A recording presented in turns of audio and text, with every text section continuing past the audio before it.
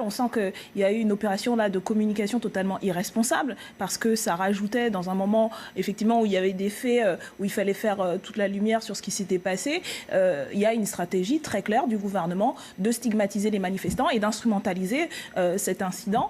Et on le voit, vous avez montré une vidéo, mais il y a plusieurs vidéos qui circulent. Un certain nombre de vos confrères ont fait les recoupements. Les témoignages des soignants montrent qu'il y a eu effectivement un mouvement de foule de personnes qui voulaient se réfugier dans l'hôpital, qui étaient fermés et qui ont effectivement forcé les portes. Mais il n'y a pas eu une attaque ou une volonté.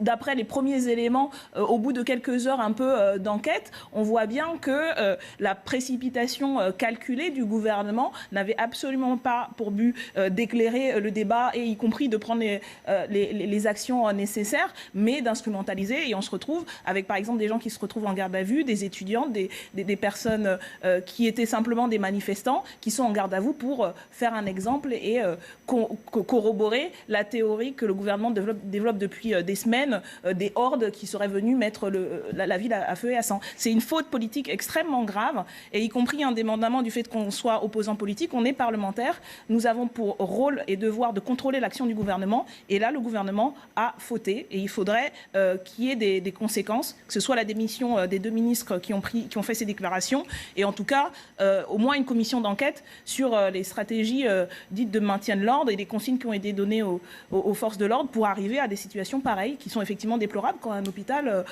et pour les soignants qui ont réagi avec beaucoup de sang-froid et qui réagissent, qui eux ont eu beaucoup plus de sang-froid que par exemple M. Martin Hirsch et qui ont rétabli la vérité, en tout cas l'expérience qu'eux ils ont vécue. En tout cas moi ce que je peux comprendre de ce qu'il dit et ce que je pense beaucoup de gens ont compris au fur et à mesure des heures, un système où on voit une parole politique totalement irresponsable qui à peine quelques heures, même pas après des incidents, c'est un incident, se met à qualifier des faits sans que il y ait le moindre début d'enquête, se met à faire des déclarations totalement excessives qui participent d'ailleurs à créer une atmosphère anxiogène. Je vous renvoie aux déclarations encore une fois de Mme Buzyn, de M. Castaner, de M. Hirsch, qui stigmatisent une partie de la population, des manifestants et manifestantes dans leur très grande majorité pacifique, des syndicalistes, des citoyens et citoyennes qui étaient venus exprimer leurs droits constitutionnels, qui étaient venus défendre un certain nombre de droits. Et on a vu quand même, de la part d'un certain nombre de médias, la reprise, sans aucun recul critique, sans aucun mécanisme de base du travail que vous faites, dont on peut être fier, qui est censé être, y compris un élément du contrôle démocratique, de ne serait-ce que recouper des sources. Donc les médias, selon vous, n'auraient pas fait leur travail ? Ah bah écoutez, pendant un certain nombre d'heures, on a vu passer en boucle les déclarations du ministre et du gouvernement sans aucun recul critique. Et ça, on a vu ça en boucle pendant des heures. Il y a plein de tweets de journalistes qui ont commenté. Oui, il y a un certain nombre de journalistes qui, au fur et à mesure, y compris se sont insurgés sur des prises de position. Sur des prises de position, sur des prises de position de leurs collègues, qui certains ont eu, y compris l'honnêteté de reconnaître qu'ils s'étaient peut-être un peu précipités. Donc oui, c'est ce système-là de la fake news. C'est quand même assez ironique qu'un gouvernement et une majorité qui a fait voter une loi soi-disant pour lutter contre les fake news se retrouvent les mains dans le sac, en plein dans la diffusion de fausses informations. Et ça, c'est grave. On peut considérer que tout cela est insignifiant et essayer d'enrober tout ça en mélangeant tout et en continuant à développer la propagande sur les hordes qui, depuis 6 mois, sont censées saccager le pays. Je rappelle tout de même que le 1er mai, il y a eu plus de 250 manifestations très fortes, très déterminées, d'abord pour s'opposer à ce gouvernement. Oui, mais il y a une manipulation selon vous. Mais M. Martinez a dû être exfiltré. Oui, parce que les Black Blocs ont été attaqués. Non. Et qu'a dit M. Martinez? Avez-vous lu, monsieur le parlementaire, avez-vous lu la déclaration de M. Martinez? Ah oui, mais je ne partage pas du tout ce qu'il a dit. Ben voilà, donc si vous utilisez... vous utilisez... Parce que les Black Blocs ont attaqué. Non, ce n'est pas ce qu'il a dit. Il a été protégé. Vous êtes en train de mentir. Vous êtes en train de mentir. Vous êtes en train de travestir.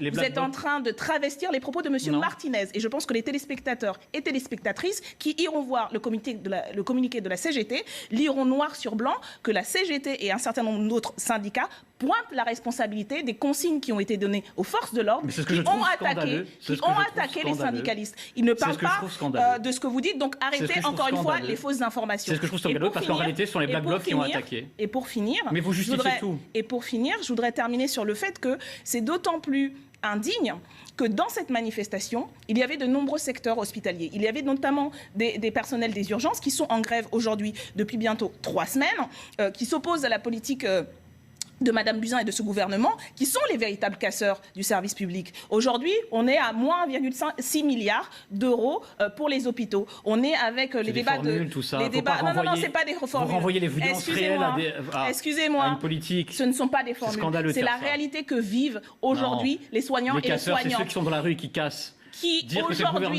aujourd'hui tiennent à bout de bras. Ce n'est pas moi qui le dis. Vous avez les mêmes propos que Mme Le Pen. Allez écouter les soignants et ils seront juste. Vous avez les mêmes propos que Mme Le Pen. Je suis sûre qu'ils seront Mme Le Pen dit que c'est le gouvernement qui casse. Ils seront très satisfaits. Ce sont les soignants qui le disent. Ils seront très satisfaits que vous fassiez une comparaison avec l'extrême droite de ce qu'ils vivent, des souffrances au travail, des suicides qui arrivent dans les hôpitaux. Et ils sont dans la rue aujourd'hui pour s'opposer à votre gouvernement. Et votre gouvernement a essayé d'instrumentaliser leur situation. C'est indigne. Et vous devrez en rendre des comptes, que ce soit au Parlement, que votre majorité refusera de faire. Mais en tout cas, je pense que les citoyens, les citoyennes, vous en demandera des comptes. Ce ne sont pas mes menaces. Je pense que ce que ressentent aujourd'hui beaucoup de soignants et soignantes, c'est beaucoup de citoyens.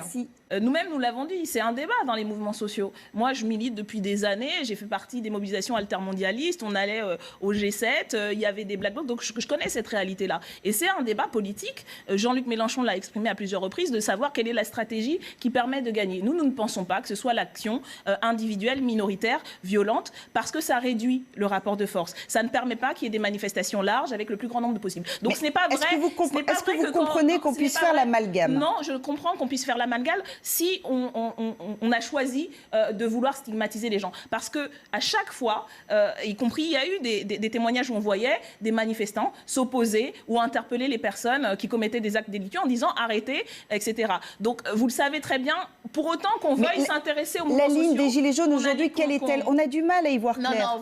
Non, ceux qui ont du mal, c'est ceux qui veulent faire croire qu'il y aurait des ambiguïtés. Je pense qu'il y a une très forte colère. Il n'y a pas de porosité entre les casseurs et certains Gilets jaunes, selon vous? Je pense que ce qui s'est exprimé, c'est aussi le fait que, parce que le gouvernement, depuis 6 mois, refuse de répondre aux revendications sociales, économiques, démocratiques. On a entendu des expressions des gens, effectivement, qui...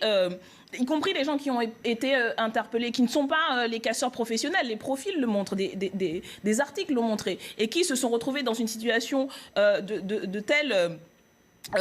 un niveau de violence où ils se sont saisis de tel ou tel objet et ils l'expliquent. Voilà, moi j'ai jamais fait ça, je me retrouvais dans cette situation parce que ça fait tellement longtemps qu'on se mobilise et qu'on n'est pas entendu. Donc effectivement, il y a un degré de tension forte dans la société. C'est ce que les gens ont exprimé sur les ronds-points dès le départ en disant nous on vit une violence économique, sociale quotidienne et on n'en peut plus. Et ils l'ont fait dans leur très grande majorité par des voies pacifiques. Réduire aujourd'hui les incidents que tout le monde déplore, parce que y compris ça fait du temps en mouvement. Qu'est-ce qui se passe à chaque fois? On ne parle pas des revendications, on ne parle pas des mobilisations, y compris joyeuses, déterminées, créatives, on passe en boucle des images de violence. Et les gens qui sont depuis 6 mois sur les ronds-points, qui manifestent tous les samedis, il y en avait encore hier quand j'étais dans la manifestation qui me disaient nous on est de Beauvais, on vient depuis le 17 novembre, on ne lâchera rien, etc.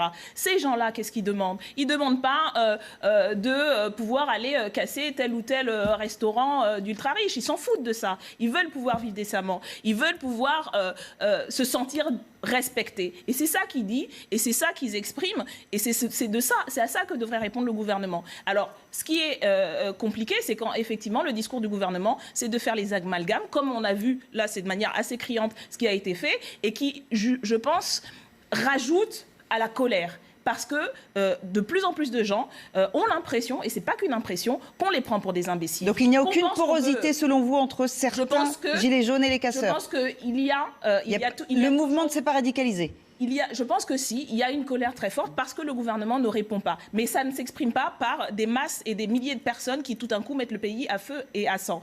La réalité, c'est que les phénomènes de casse, ils existent depuis la nuit des temps, depuis le début des mouvements sociaux. Ce n'est pas vrai qu'on découvre ça. C'est pour ça que je vous dis, ce n'est pas vrai qu'on pourrait croire. Quand on s'intéresse au sujet, quand on fait un travail sérieux, on sait que dans tous les mouvements, il peut y avoir des fractions, y compris organisées idéologiquement, qui pensent qu'il faut aller casser pour se faire entendre, qui sont souvent très minoritaires, parlementaire. Voilà, c'est un phénomène social que je pense qui est déplorable. Mais ce n'est pas vrai quand on fait un travail sérieux et surtout quand on ne sait pas d'instrumentaliser politiquement. Parce que la confusion, elle vient du pouvoir politique. Elle vient de la réponse qui est donnée, qui est uniquement répressive. On est à un niveau de répression inédit dans l'histoire de ce pays et dans la manipulation de l'information, mais je pense qui est là criante. On ne peut pas dire qu'on ne savait pas, justement, quand on ne sait pas, on se tait. Quand on ne sait pas, on a du sang-froid, comme l'ont montré d'ailleurs les personnels, qui ont gardé leur sang-froid et qui ont eu la dignité de base d'expliquer, en fait, non, c'est pas vrai tout ce qu'on raconte. Voulez-vous, là, on nous explique qu'il y avait à peine 20 000 personnes, je sais pas, vous parliez de Paris ou peut-être de toute la France, bon, ils étaient 10, 15, c'est rien, quoi. C'est juste des milliers de syndicalistes salariés, des milliers de citoyens engagés dans la cause écologiste, parce qu'il y avait aussi une marche climat qui a été interdite grâce à votre loi liberticide. Il y avait des urgentistes, il y avait des douaniers dans la rue qui sont en grève, des parents d'élèves qui sont mobilisés contre la loi Blanquer, mais tout ça, c'est rien. Hein. C'est des gens, d'ailleurs, j'imagine que si on rétablissait l'ISF, ce ne serait pas une de leurs revendications principales. La revendication qui aurait peut-être pu commencer à faire sortir véritablement le pays de la crise qu'on connaît depuis 6 mois. L'augmentation du SMIC, qui était aussi une des revendications qui reste. Mais la prime d'activité, c'est plus rien. Le retour de l'ISF serait marqué un coup d'arrêt au mouvement des Gilets jaunes. Je ne vais pas vous dire que ça a marqué un coup d'arrêt, c'est pas moi qui décide quand il a commencé ni quand il va se terminer, mais c'était quand même, vous admettrez, le président a fait un choix, il est clair de ne pas revenir là-dessus, mais c'était quand même une revendication pas négligeable c'est pas ce qu'il a dit, vous n'avez pas écouté. Je pense que il va rétablir l'ISF. Non, mais il a dit qu'il y avait une évaluation et il tirerait les leçons si la réforme a été trop large, inefficace et avec des effets pervers. Donc voilà, on a une vision complètement hallucinante, je pense, de ce gouvernement et de cette majorité qui explique pourquoi 6 mois plus tard, on en est toujours là. Alors vous pouvez toujours mépriser, stigmatiser le mouvement. Une chose peut-être sur laquelle on sera d'accord, c'est vrai que c'est une réponse politique. La répression judiciaire et policière. C'est une réponse politique que les plus de 8000 gardes à vue, dont la grande majorité sont abusives, les 2000 personnes blessées, les personnes mutilées, ce qu'on a vu avec les gardes à vue d'hier, mais aussi toutes les gardes à vue qui sont justifiées en plus par le parquet en expliquant qu'on garde des gens c'est un état de droit, pour les empêcher. Non, justement. Non, justement. La France n'est plus un état de droit. La France, le Venezuela, c'est mieux. Donc. La France, on parlera du Venezuela tout à l'heure, on aura des choses à dire. Mais on parle de la France. Et qui a été condamné? La France n'est plus un état de droit. Qui a été condamné par l'ONU? Qui a été condamné par le Conseil de l'Europe? Ah oui, on s'en fout de l'ONU. Ouais. Le Conseil de l'Europe, y compris même au Parlement avec des formules très très diplomatiques. Vous savez bien que aujourd'hui toutes les organisations de défense des droits humains disent qu'il y a un recul très grave. La différence entre vous et moi, c'est la République, Madame Obono. Il y a une remise en cause des libertés et des droits démocratiques. La différence entre vous et moi, c'est la République. Vous avez choisi une réponse politique répressive qui n'a pas, heureusement, permis d'intimider la mobilisation. Et la vérité, c'est que ce 1er mai était, malgré vos intimidations, une réussite, parce qu'il y avait du monde dans la rue et parce que les gens ne se sont pas laissés intimider, vous avez essayé d'enrober, comme l'année dernière c'était le mensonge Benalla. Là on a eu le mensonge de la pitié salpêtrière. Personne ne peut dire que ça n'empêcherait. Ça n'empêchera pas. Vous aimeriez bien sûr. Mais non, mais personne ne peut dire que ce 1er mai. Ça n'empêchera pas les mobilisations de continuer parce qu'encore une fois, il ne s'agit pas de faire un tour de passe-passe en faisant croire aux gens quand vous leur prenez d'une main et que ce que vous leur donnez d'une autre avec 10 milliards, que vous répondez à la crise sociale et 850 euros d'après l'OFCE. Avant les 5 milliards d'impôts. C'est très difficile là. Vous n'avez pas arrêté de m'arrêter et après vous... Non, on dialogue là maintenant. Non, on ne dialogue pas parce que vous m'interrompez à chaque fois pour éviter que je termine mes phrases et que j'exprime un point de vue un peu cohérent. Donc je finis. Vous ne vous rendez pas compte quand vous êtes très long. Je finis, si vous le permettez, sans être interrompu. Tout cela montre le côté complètement hors sol et halluciné de ce pouvoir et je pense que les événements des dernières heures ont plutôt alimenté, je crois, la résistance et la détermination de milliers de personnes de mettre un coup d'arrêt dans la rue et dans les urnes à votre gouvernement. Il y a 20 000 personnes les samedis et il y a 850 euros de pouvoir d'achat en plus d'après l'OFCE avant les 5 milliards annoncés par le président avant la présidence et dire que le 1er mai est une réussite. vous êtes la seule à pouvoir dire, enfin même les organisations syndicales l'ont reconnu. Non, arrêtez de parler à la place des organisations syndicales, je pense que vous n'allez pas... Dire que c'est une réussite... Vous arrivez peut-être avec certains, mais essayez de transformer la parole de M. Martinez, certains n'ont même pas voulu manifester. Certains n'ont même pas voulu manifester. Et qui a fait une déclaration très claire. Écoutez ce que dit quelqu'un comme Laurent Berger. Écoutez ce que dit quelqu'un comme Laurent Berger. Monsieur Martinez se place dans une posture politicienne et qui n'est pas bienvenue de la part d'un syndicat. Vous parlez, vous avez évoqué... Pour vous, c'est une réussite.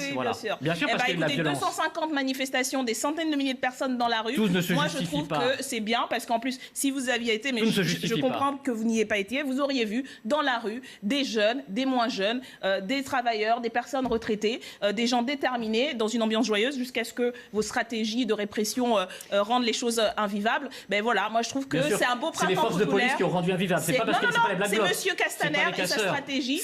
Mais c'est honteux de dire ça. Et je pense qu'un beau printemps populaire se profile. C'est honteux. Vous avez... C'est vous la honte. C'est vous la honte et vous devriez vraiment éviter de la ramener parce que là tout le monde s'en est rendu compte. On discute. Oui, non mais on discute. Je ne ramène pas à dire que c'est les forces de l'ordre. Vous devriez vraiment la ramener. Non, c'est Castaner. Ne me faites pas dire ce que je n'ai pas dit. C'est le ministre qui est le responsable politique des consignes. Est-ce qu'on peut avancer dans le débat? Merci. Pardon, pardon. Je pense que vous avez bien résumé. Julia Bargeton, Daniel Obono. Vous avez bien résumé vos propos. D'ailleurs, d'abord pour commencer, la France insoumise n'a jamais caché le fait qu'il y avait des inspirations en Amérique latine, dont la révolution bolivarienne, qui est un peu plus large que le régime actuel. Donc, si on voulait éviter les caricatures, et je crois que d'ailleurs c'est un débat qui existe. Si on veut s'intéresser au Venezuela, parlons du Venezuela. Arrêtons d'instrumentaliser ça juste pour tacler tel ou tel opposant politique. Non, mais je vous posais la question. Est-ce que Raquel Garrido a bien fait d'établir ce parallèle, selon vous? Demandez à Raquel Garrido, moi ça ne m'intéresse pas, de ce petit bout de la lorgnette. La situation au Venezuela est une situation très grave. Est-ce que vous feriez le parallèle avec ce qui se passe en France, par exemple? Non, je voudrais parler...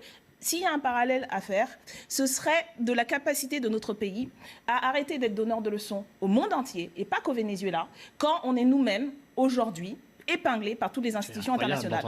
Si je devais le faire, vous avez bien entendu mes propos, c'est ça que je dirais. Mais si on parle du Venezuela, parlons du Venezuela. Parce que oui, nous, cette question, elle nous intéresse, comme dans beaucoup de pays d'Amérique latine, y compris pour ce qu'a représenté, que ce soit le Brésil, le Venezuela, depuis un certain nombre d'années, en termes de perspectives, de stratégies alternatives aujourd'hui au système. Y compris l'échec qu'on peut constater de ces politiques-là, notamment au niveau économique et politique. Mais parlons du Venezuela sérieusement. C'est une crise très grave. Il y a un risque de guerre civile. Il y a un risque d'intervention militaire des États-Unis d'Amérique dans ce pays qui va laisser le peuple... Est-ce que selon vous, Washington fait de l'ingérence? Écoutez, excusez-moi, vous avez vu quand même, pour le coup, avec Trump, les choses sont très claires, voire très grossièrement claires. Vous avez vu les prises de position de l'ensemble du gouvernement américain. Ils le disent très clairement, qu'ils sont prêts à intervenir. Les photos de M. Guaido et de M. Pence avec le dirigeant... Avec le dirigeant colombien, voilà. Mais il a été élu, M. Guaido. Il a été élu, il a gagné les législatives. Et vous qui voulez reconnaître les élections, vous ne le reconnaissez pas.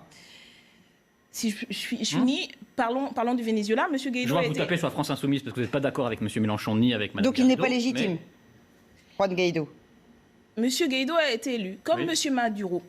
D'accord? Il y a une situation, effectivement, de... gagné les législatives.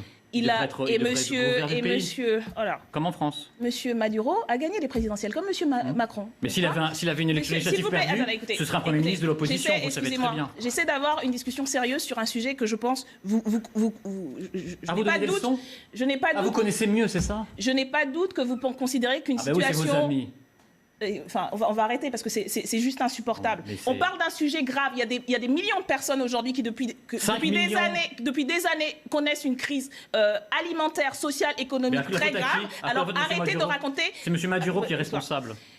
5 millions de personnes en Colombie. Non mais on va arrêter là-dessus. Non, c'est insupportable. C'est insupportable. C'est insupportable que vous instrumentalisiez une situation pareille. Vous voulez que je demande à M. Émilien, je vous demande à vous, M. Émilien, qu'est-ce qu'il faisait avec M. Maduro, qui était conseiller de M. Macron? On peut continuer de faire la politique politicienne à deux balles. Là, on parle d'un enjeu géopolitique.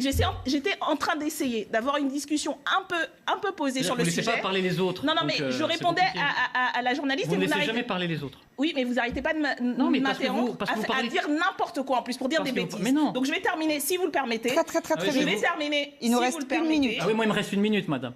La démocratie, ça... Non, on va pas s'en sortir. Terminez. Parce que ça m'énerve.